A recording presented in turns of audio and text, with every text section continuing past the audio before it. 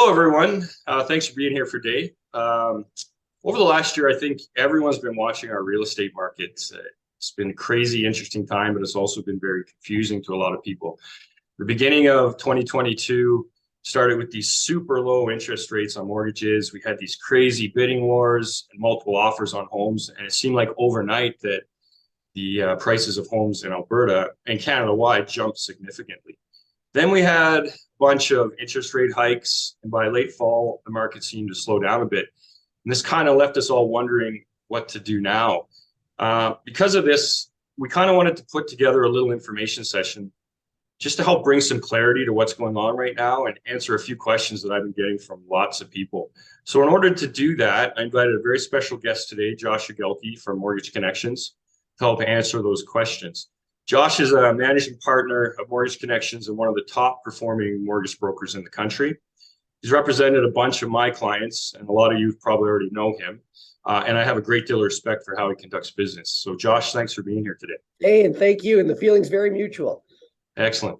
So I think what I'd like to do, Josh, first is I just want to give a real quick perspective on what I see happening in the current market. And then I want to turn it over to you to answer all things mortgage related, if you're good with that. Sounds great. Thank you. Awesome. So as far as the current local market goes, I think it's a very exciting time. You compare Alberta to other provinces like BC and Ontario, I think the average home price last year in BC alone was something like 1.2, 1.3 million. And in Ontario, it was over $1 million. In Alberta, the average home price was under 500,000. So combine that with our provincial government sending strong messages that Alberta is open for business and our economy is strong. And you had a record-setting migration level into Alberta. All those people moving here needed homes, and they're not all going to rent. On the rental market, right now, the vacancy rate is something like 1%. Is that what you're hearing, Josh? I'm hearing under one. Yeah. Oh, wow. Under one. Okay. Well, there you go. So landlords are cashing in on this by significantly raising rents. You got to remember, there's no rent caps in Alberta. So this is a great time for investors to be buying rental properties. Speaking from personal experience, we currently have a rental, and our renter's going to be moving out at the end of the month. We have over 20 people that want to see it on the first day of showing, and we're also in a position to raise the rent several $100s a month because that's what people are paying right now. As far as sellers go, the inventory is super low right now in Alberta, so there's way more buyers than there are homes for sale. So it's a great time to list your house because we're seeing homes go first day, first week. Not as crazy as the beginning of last year, but still very, very strong for sellers. So overall, I think our market is great for sellers, and I think it's still very affordable and good for buyers compared to other provinces.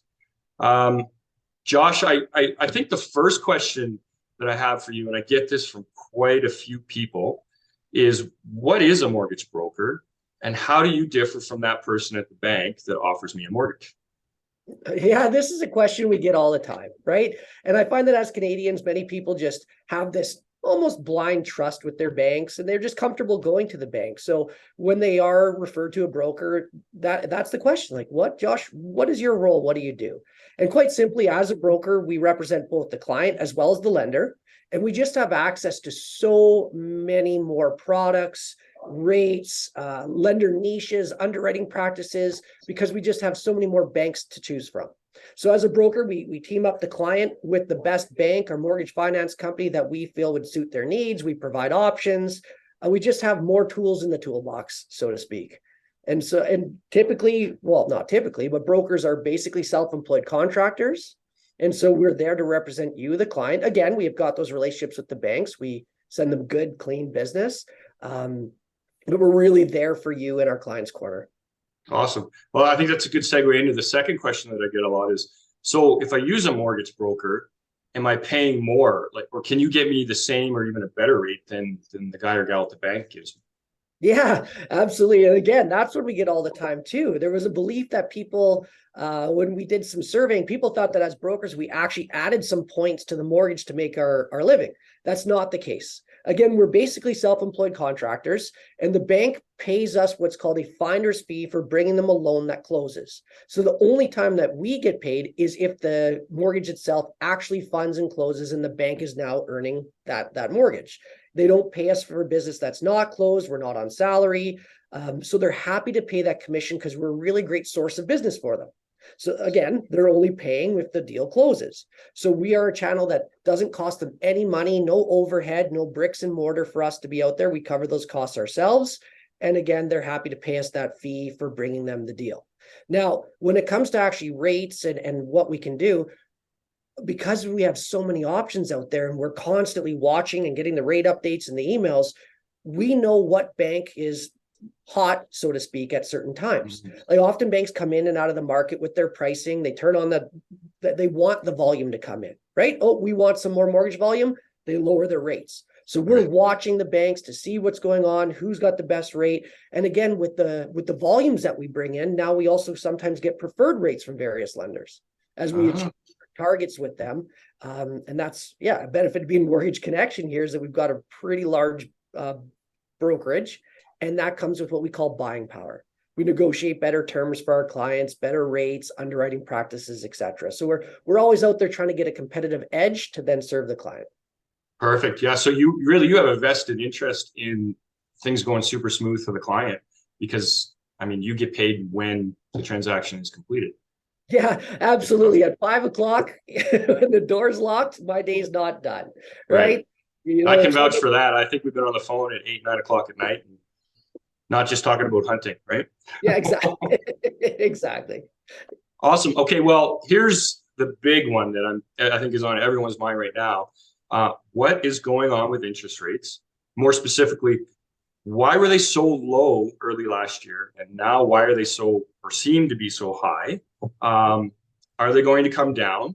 You don't have a crystal ball, but what's your perspective on that? Okay, this is, well, if you're kind of a mortgage geek like me, I think a very, very, very interesting time right now specifically. So what we had in 2022 and in the pandemic, we had the bank drop these rates, right? The bond market fell, the overnight rate, which is essentially the prime rate, so we'll call it the prime rate moving forward. The Bank of Canada in emergency meetings slashed that and dropped it to historical lows. And we had what we in the industry call artificial interest rates. They were worried about spending. They wanted to keep the economy rolling. They thought that with the pandemic, everything was just going to stop. So the lower the interest rate, the more that they would entice people to continue to spend and keep that economy turning. So this is where we saw fixed rates. I think at one point in time, I had a 5-year fixed at 1.39%. Crazy. It was crazy. Artificial, right? Basically man-made rates, not really market rates, let's say. Okay. So in my opinion, and I think the opinion of many, they let this go on a little longer than they should have, because what ended up happening is instead of the economy slowing down, we saw it spin essentially somewhat out of control. Right now, inflation is at, not all-time highs, but the highest that we've seen in our working careers. And so now in order to combat inflation, which they may have ultimately created, they're doing the opposite. They're hiking these interest rates, and we're seeing interest rates climb. As you know, we haven't seen them climb like this since the late 70s, I believe. Is either 79 or 73. We saw now 8 consecutive raises to the prime interest rate. The bond markets followed suit. We saw those fixed rates go from 1.39 to essentially 5.39 in the matter of a year. So that it's a little bit of shock. Now, what we're seeing today, and which is why I said it was very, very interesting, is everybody hears rates are going up, rates are going up, rates are going up. Because whenever the Bank of Canada meets and they increase that prime rate, everyone just hears rates are going up. But right now, what is I haven't seen this, I believe, in my career, is that we've got that prime rate climbing, but the bond market is actually falling. And so the fixed rates are tied to the bond market.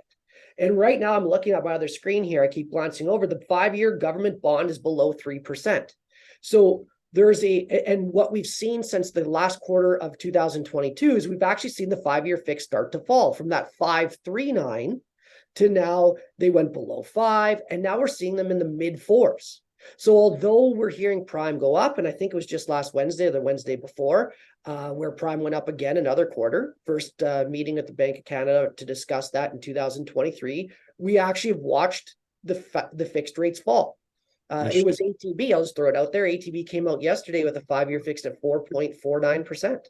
Okay.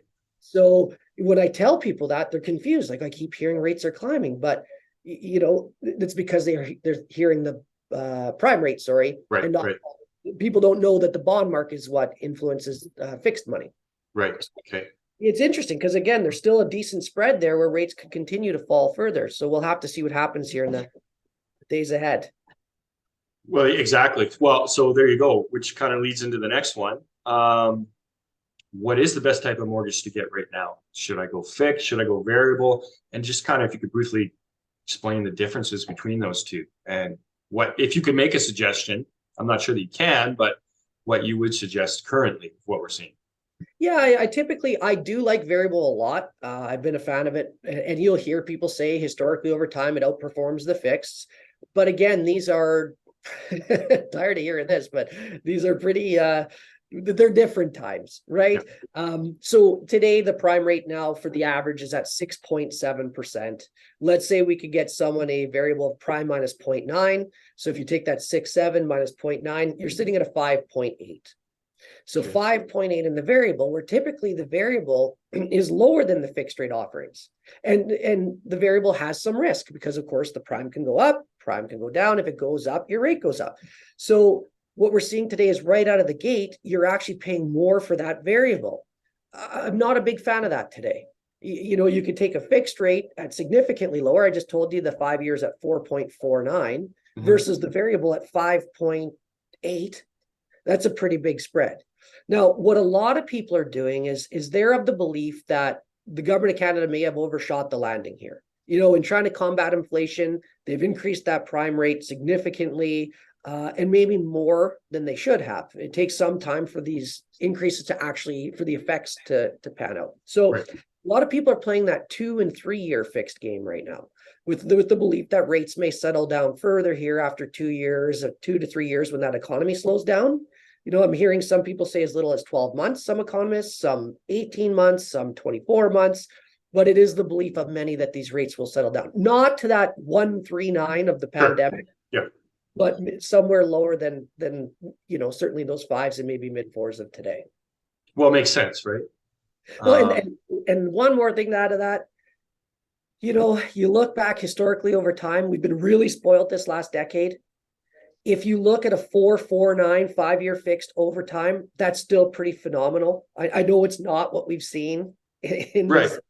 So, well, to your point, I remember buying a home 10, 15, 20 years ago. I bought several homes then, and I mean, we were 6, 7s and nobody blinked an eye.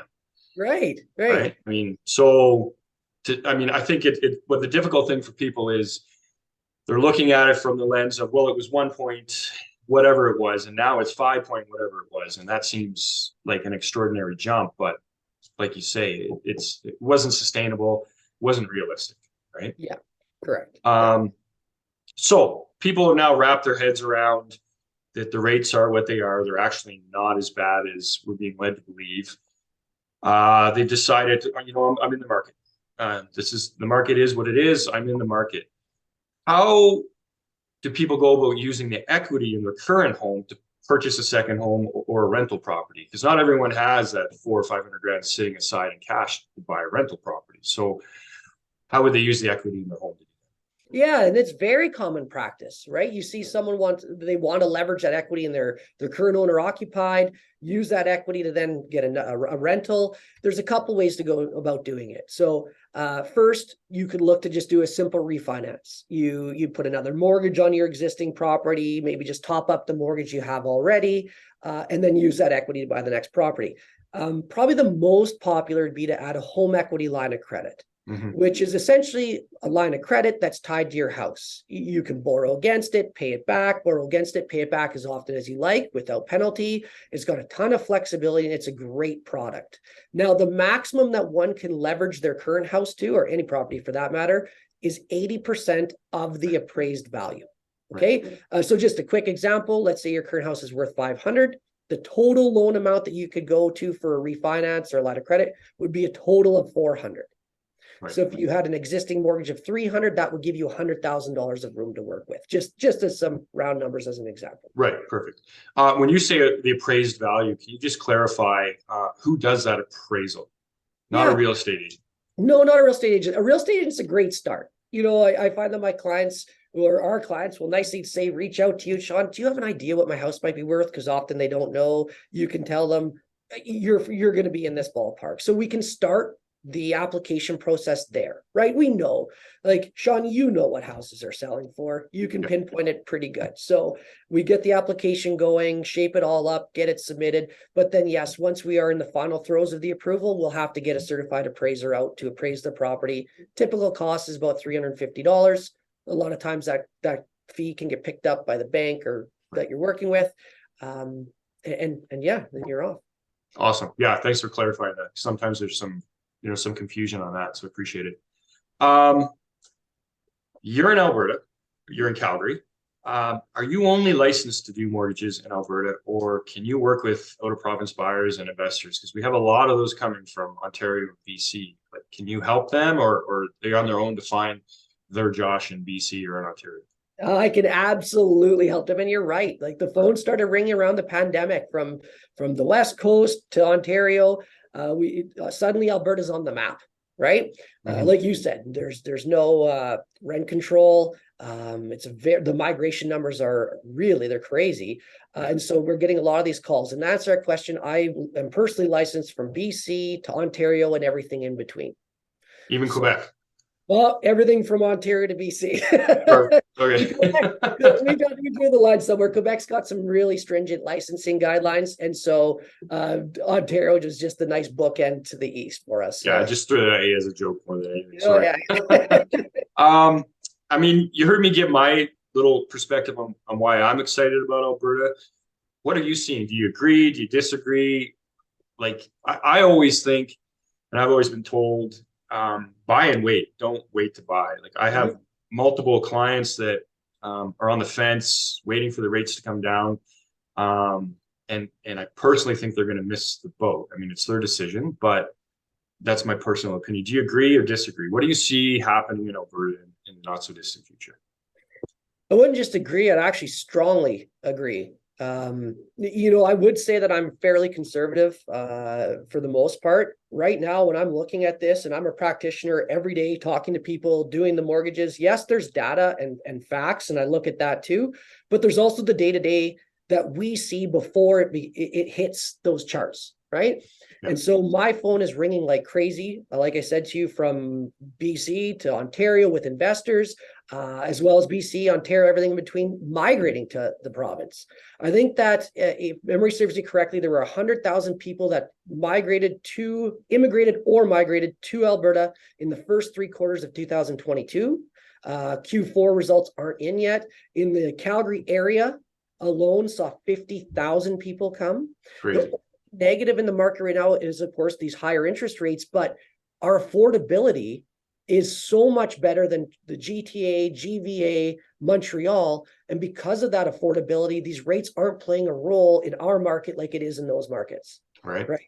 So we're very fortunate actually right now that we didn't see the increases in values like those other markets had, because again, that affordability is allowing people to get into home ownership. And with the immigration, the migration, the affordability, the rental market, like we talked about, is basically going insane again because of all that migration, immigration. To me, all signs are pointed to a very strong real estate market here in Calgary. Right. So we really don't want our people that already live here to get priced out of this market when everyone's flooding from other provinces, realizing that there's deals to be had here. Yeah, to wait because of interest rate, if that's the move, that is concerning to me. That's not something that I would get behind. Okay. Well, you know this market, you're in it. Would you buy another rental property right now with the interest rates? Absolutely. Yeah, I'm a fan of really any market. Again, I personally for buying the real estate, buy and hold. Yeah. You're right. You can weather storms, and over time it seems to work out. Yeah. Well, I mean, you don't lose money in real estate in the long term, right? Correct. I think every billionaire in the world that didn't make their money in tech made it through real estate. So, awesome. Excellent. Great stuff, Josh. I greatly appreciate it. You've answered questions for me. I hope this has been helpful to everyone that's listening. And if you have any questions for Josh, what's the best way to get a hold of you? Oh, but either email josh@mortgageconnection.ca or even myself, 403-461-5719. Awesome. Thanks. And same for me, 587-586-2280 or Sean@pursuitrealtygroup.ca. Feel free to call us, either of us, anytime. We appreciate you tuning in, and thanks for listening. Have a great day, everyone. And thanks, Josh, for being here. Really appreciate it. Thank you.